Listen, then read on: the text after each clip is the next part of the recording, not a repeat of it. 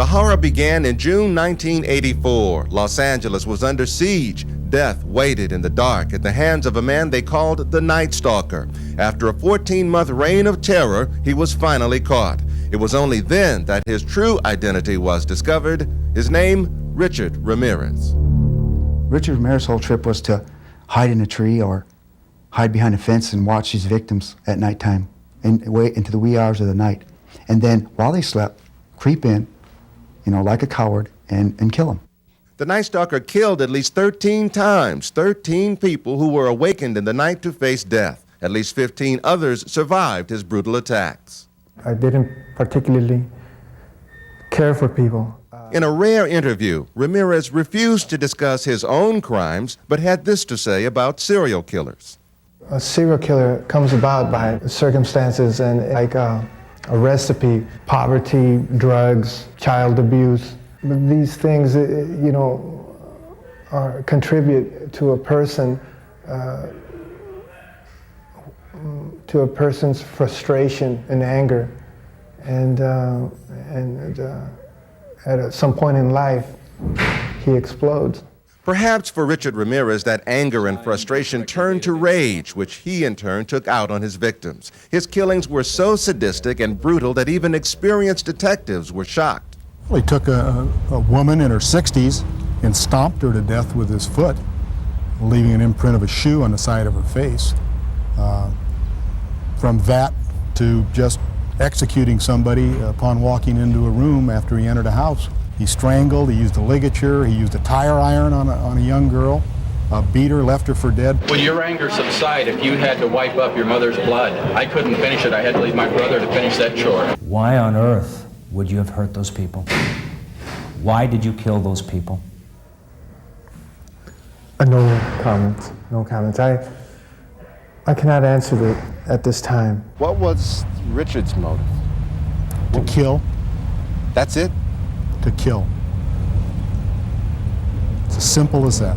Richard Ramirez was raised in El Paso, Texas, the youngest of 5 children born to hardworking, strict parents. Eddie Milam was Richard's best friend back then and remembers when he began to change into a troublemaker. I did start seeing something going wrong with Ricky Ramirez. I think what really messed him up was the acid. He would do a lot of acid. The stealing, I noticed the stealing and then started as a peeping Tom and things like that. Ramirez's passion for burglary earned him the nicknames of Ricky the Thief and Fingers. But Eddie knew Ramirez had other serious problems when he was fired from a local hotel. He said he was fired, he was dismissed due to the cause that he had tried to molest 2 little kids that were going up the elevator. By 18, Ramirez was a high school dropout drifting around California. He stayed in Skid Row hotels, never seemed to work, but always had the money to buy cocaine. Friends say the Richard Ramirez they knew didn't date and wasn't the type to commit such heinous crimes. But convicted murderer Martin Kipp, who befriended Ramirez in prison, says he heard another side of the Night Stalker. Richard told me he needed to associate gruesome violence with sex in order to be completely satisfied. He also told me that he had to violently fantasize about his victims before he could go away sexually gratified. They are desires, whereas if I didn't give in to them, I would be crushed by them. I believe in the evil in human nature. This is a wicked world, and in a wicked world, wicked people are born. I'm not going to blame society, my race, or people, or anything. It is up to the individual like myself to keep on knocking on whatever door they want to get into. Because the victims and the methods of killing were so diverse, many experts felt there was no one Night Stalker. Detectives Carrillo and Salerno disagreed and finally broke the case by matching shoe prints. The subsequent trial turned into one of America's most notorious courtroom dramas, punctuated by continual outbursts from Ramirez. In that trial, Ramirez's fascination with Satanism emerged. As far as Satan is concerned, I believe in a malevolent being. His description eludes me, but I have felt powers that are evil. After an 8-month trial, Ramirez was convicted of all 13 murders and given multiple death sentences. I don't care about myself, really. I don't care about what happens to me. I never did, really. Unlock the darkest stories and unravel the mysteries with Dark Crime Box. Subscribe now and step inside the world of true crime like never before. Before we begin, I want to take a moment to tell all my subscribers how much I appreciate you. Your support means the world to me, and it's because of you that these stories reach people who crave truth, darkness, and the unsettling realities of human nature. Thank you. The moment Richard Ramirez stepped into the cold, iron gates of San Quentin, the air seemed to shift around him. It wasn't just the stench of disinfectant and despair that hit first. It was the palpable awareness of danger, the silent acknowledgement from everyone around that he was not like the others. The whispers, barely audible, followed him down the dimly lit hallways. Guards kept their distance, their eyes wary, their hands resting unconsciously on batons, as if mere proximity could trigger the violent legacy he carried.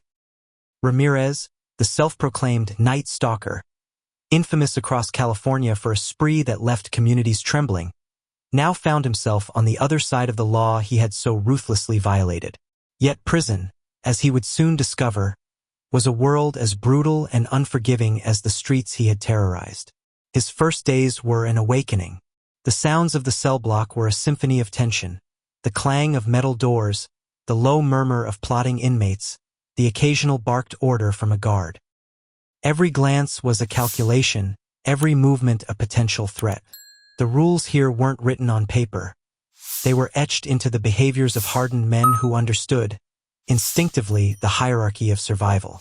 Ramirez learned quickly that notoriety could be as dangerous inside these walls as it had made him outside.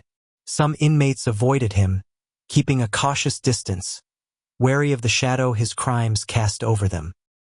Others stared, curiosity mingled with contempt, sizing him up, imagining what his presence meant for their own fragile position. Even the guards, those entrusted with maintaining order, treated him differently, watching, measuring, intervening only when absolutely necessary. There was a tension, subtle yet constant, that hung over every step he took. In these first days, the world outside seemed impossibly distant. The sunlight through the small barred windows mocked him, a reminder that freedom, once taken for granted, was now forever out of reach. Sleep was elusive. The fear of attack, whether anticipated or imagined, made every hour a test of endurance. Ramirez, the predator, was now prey, and the realization settled over him like a suffocating fog. It was here, in these first harrowing moments, that the true nature of prison revealed itself. Not in the cold metal or the locked doors, but in the unspoken rules, the dangerous glances, and the quiet but omnipresent threat that survival required more than strength. It required cunning, awareness, and the ability to endure the invisible brutality that surrounded every man in that cell block. Even someone like Richard Ramirez, notorious and feared, could not escape the lessons of these walls. And as he began to navigate the first days of confinement, one chilling truth became clear. In prison, the Night Stalker was no longer the hunter, he was the hunted. Before we continue, I want to pause and thank all my subscribers once again. Your support, your likes, shares, and comments give life to this channel. You allow these stories to be told in their full, dark depth. And for that, I am truly grateful. Inside prison, the rules are not posted on walls. There are no pamphlets handed out during orientation that explain how to survive. The rules are unwritten, passed down through observation, instinct, and the harsh lessons of those who came before. Every step, every word, every glance is measured against these silent codes, and those who misstep learn quickly, sometimes too late, that ignorance is costly. For Richard Ramirez, this invisible system was as foreign as any prison could be. On the outside, he thrived on fear, chaos, and unpredictability. Inside, the chaos was constant. But now it was leveled, structured, and enforced by a network of prisoners who had perfected the art of intimidation and hierarchy. Respect had to be earned, and notoriety, a double-edged sword, could either shield him or make him a target. One of the first rules he had to learn was never show weakness. A quiver in the voice, a moment of hesitation, or even an overreaction could mark a man for violence. But equally important was the rule to understand the social order. Who wielded influence, who could be trusted, and who would exploit any misstep. Prison is a world where alliances are fragile, and perception often outweighs reality. Then there were the rules of protection and territory. Cells, tables, and even the smallest corners of the yard are claimed. Trespassers are noticed immediately, and even someone like Ramirez, infamous outside these walls, had to navigate these territorial lines with caution. Ignorance could provoke confrontation. Respect, however grudgingly given, could buy moments of peace. Communication followed its own code. Words were weighed, often unspoken, gestures were scrutinized, and silence was sometimes the safest response. Ramirez quickly realized that every interaction had consequences. One poorly timed joke, one unguarded comment about his past, and an entire cell block could shift from cautious observation to open hostility. Perhaps the most chilling rule of all was this: every man inside is constantly calculating survival. Unlike the world outside, where fear could bend others to your will, inside, fear could provoke retaliation, sometimes immediate and violent. Even guards, armed and trained, understood that stepping too close to the volatile social balance could spark chaos. For Ramirez, learning these rules wasn't just about obedience, it was about staying alive. And as he began to internalize these codes, to study the movements, the stares, the subtle displays of power and submission, he realized that the real lesson of prison wasn't punishment. It was adaptation. Every day demanded vigilance, every interaction a strategy. The walls themselves became a classroom, and the curriculum was relentless. Live by the rules, or become a cautionary tale. By the end of his first week, Ramirez understood the depth of the prison's invisible network. The silence wasn't emptiness. It was a charged, tense energy, waiting to explode at the first sign of weakness. He was surrounded, watched, and measured, and in a place where even guards kept their distance, he had no choice but to learn the most critical lesson of all. In prison, notoriety could protect him, but it could just as easily doom him. Inside the walls of San Quentin, Richard Ramirez quickly discovered that notoriety carries consequences. Even in a place designed to contain violence and control, the reactions to him were layered, subtle, and chilling. Guards approached him with caution, their steps measured, their eyes never leaving his. They were trained to manage dangerous inmates, yet Ramirez carried a reputation that even experience could not fully counterbalance. There was unease in the air, an invisible barrier that even the lawmen of the prison could not cross. For the guards, he was a paradox. On one hand, he was a prisoner like any other, subject to the rules, routines, and schedules of the institution. On the other, he was someone the outside world feared, someone whose crimes had made headlines and whose presence demanded extra vigilance. They watched, monitored, and enforced regulations with precision, yet many avoided unnecessary interactions. A fleeting conversation, a wrong glance, a misinterpreted gesture. Any of these could spark an unpredictable response from an inmate like Ramirez. The tension was mutual. Authority enforced with caution, inmate moving with calculated awareness. Among the prisoners, the reactions were even more complex. Some avoided him entirely, as if the shadow of his crimes radiated like heat. Dangerous, consuming, impossible to ignore. Others approached with curiosity, their eyes searching for cracks, for hints of fear or weakness to exploit. In a prison hierarchy built on fear, strength, and reputation, Ramirez's fame created both a shield and a target. Yet there was also a silent understanding. Many inmates respected him, not for morality or admiration, but because they recognized the danger he represented. In certain corners of the yard or the cell block, a glance, a nod, a deliberate step aside was enough to prevent confrontation. Survival in this world depended on such unspoken agreements. Ramirez learned quickly that even notoriety could be a currency if wielded with precision and restraint. There were moments when he tested boundaries, perhaps out of habit, perhaps from arrogance. Each time, the reactions were swift and calculated. A fellow inmate might leer, an unseen hand might signal a threat, and a lesson would be taught without the guards even needing to intervene. Violence was never far, yet it was carefully rationed, a reminder of the constant danger that simmered beneath the rigid schedules, the locked doors, and the watchful eyes. Through it all, Ramirez became acutely aware of one undeniable truth. Prison is a world governed not by law alone, but by perception, fear, and survival instinct.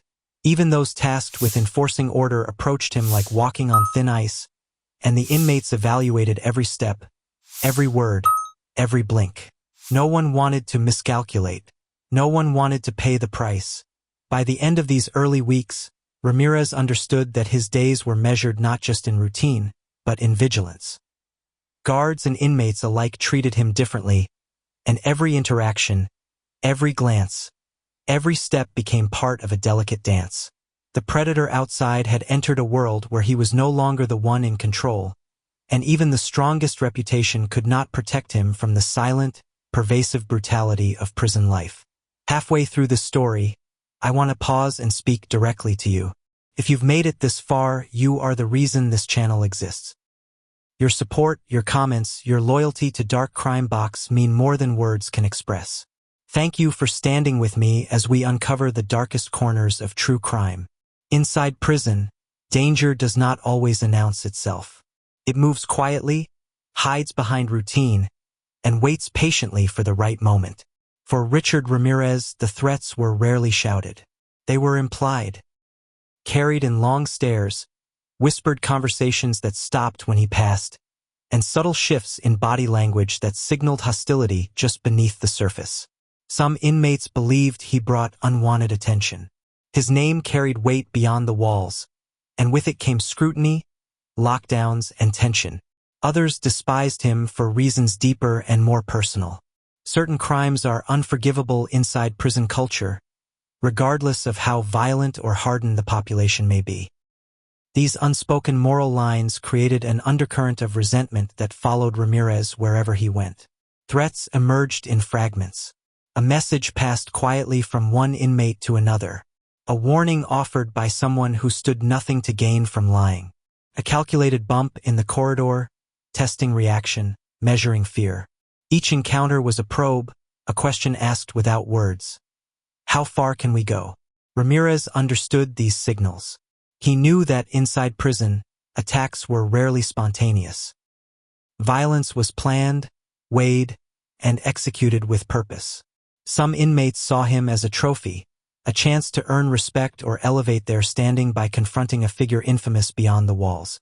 Others viewed him as a liability, someone whose mere presence upset the fragile balance of power. The threats intensified in the yard, where supervision loosened and tensions rose. Their movements were deliberate, alliances visible, and isolation dangerous.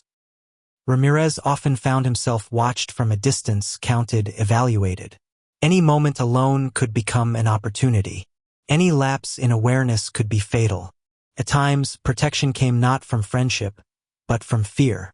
His reputation, however dark, created hesitation.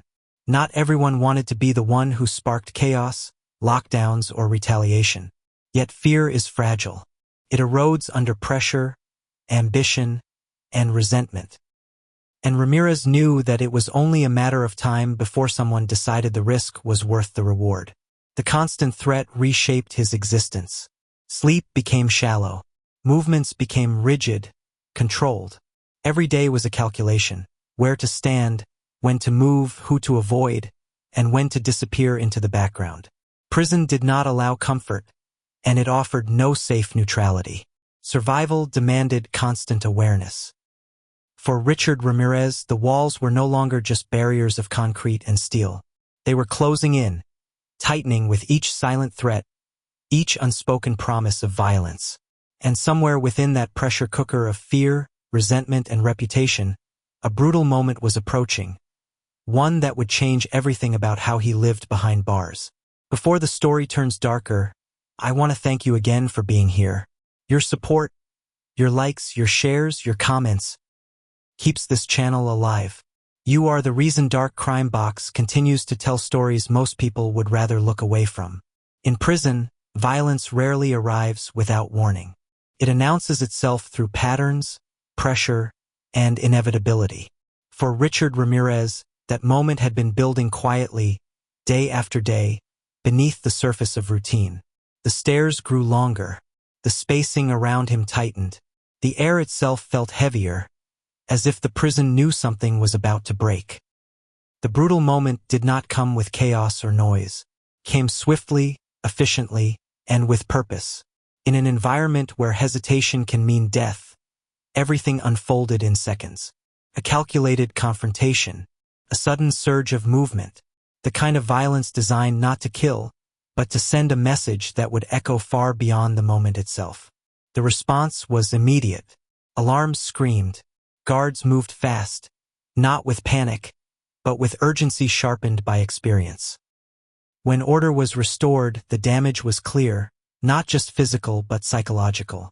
The prison had spoken, and it had chosen isolation as its answer. Ramirez was removed from the general population and placed into segregation, a place where time stretches, silence becomes oppressive, and the mind turns inward. The cell was smaller, the light harsher, the isolation absolute.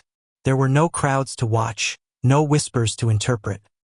Only the echo of his own breathing and the weight of what had just happened. Protective custody, though labeled as safety, carried its own punishment. It was survival stripped down to its most basic form. Meals passed through slots. Human contact reduced to necessity. Days blurred together, indistinguishable from nights. For someone who once thrived on control and chaos, this was a different kind of brutality, one that worked slowly, deliberately. The incident reshaped how everyone saw him. Inmates understood the message clearly. Guards adjusted their routines. The fragile balance around Ramirez shifted once again. He was no longer just a dangerous presence.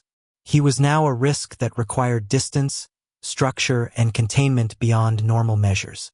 This moment marked a turning point, not because it ended the threats, but because it redefined them. Violence had tested him, and the system had responded with confinement deeper than concrete. From that point forward, survival would no longer depend on navigating crowds or reading glances. It would depend on enduring solitude, memory, and the relentless passage of time. And inside that silent cell, one truth became unavoidable. Prison had finally found a way to break the predator. Not through fear, but through isolation. Survival in prison is not always about strength. Sometimes it is about disappearance. For Richard Ramirez, survival evolved into a quiet routine built around isolation, predictability, and endurance. The chaos of general population gave way to the controlled emptiness of segregation, where days were measured not by events, but by their absence. In this environment, movement was limited, contact was minimal, and the threat of sudden violence faded into a different kind of danger, the slow erosion of the mind. Ramirez adapted by reducing himself. Fewer words, fewer gestures, less presence. The strategy was simple. Attract no attention, provoke no response, exist without invitation. Guards interacted with him through procedure rather than familiarity. Meals arrived on schedule. Check-ins were brief and functional. The distance remained, not out of fear alone, but out of policy. He was no longer an unpredictable force within the population. He was a contained risk, monitored and managed. His life structured down to the smallest detail. Within those confines, survival became mental. Time stretched endlessly, forcing reflection whether welcomed or not. The notoriety that once defined him meant nothing here. There were no audiences, no reactions, no fear to command. Only silence, repetition, and the unrelenting awareness of consequences. Some inmates adapt to isolation by hardening. Others fade. Ramirez survived by enduring, by existing within the limits imposed upon him. The system did not offer redemption or release, only containment. His days became a cycle of routine, observation, and waiting, each one indistinguishable from the last. Prison, in the end, did what the streets never could. It stripped away movement, influence, and control. It reduced a man once known for terror into a figure defined by confinement. Survival was no longer about power, it was about persistence. And so, within those walls, Richard Ramirez continued to exist, not as the Night Stalker feared by millions, but as an inmate shaped by the same brutal system that breaks all men eventually, one silent day at a time. Before we end, I want to say this one last time, thank you. If you've stayed until this moment, you are not just a viewer, you are part of this channel. Your support, your comments, your loyalty give Dark Crime Box its voice. I truly appreciate every single one of you. Richard Ramirez entered prison as a name that carried fear far beyond the walls. He arrived wrapped in notoriety, history, and horror. But prison is not impressed by legends. It does not care who you were outside, how feared you once were, or how loud your reputation echoes in the world beyond the bars. Inside, everything is stripped away until only endurance remains. The brutality he faced was not constant violence, but constant pressure. The distance kept by guards, the hatred simmering among inmates, the silent threats, the calculated isolation. Prison did not need to kill him to punish him, it only needed time. Time to confine, time to erase control, time to turn infamy into irrelevance. Behind concrete and steel, survival became smaller, quieter, lonelier. The Night Stalker did not roam anymore. He waited. He endured. He existed within routines designed to remove power, movement, and identity. In the end, prison became what his victims never had, a place where fear no longer belonged to him. And that is the unsettling truth about incarceration. It is not always loud. It is not always violent. Sometimes it is slow, isolating, and relentless. A system that breaks not through chaos, but through silence. So here is the question that lingers long after the doors close. Is a lifetime of isolation and fear a fitting punishment? Or is prison itself a reflection of the darkness it claims to contain? If this story made you think, if it held your attention, or if it left you unsettled, please help support the channel. Like the video, share it with others, subscribe to Dark Crime Box, and turn on notifications so you never miss another story. Your support helps keep these stories alive and the truth uncovered. Until next time, stay aware, because darkness doesn't disappear. It just waits.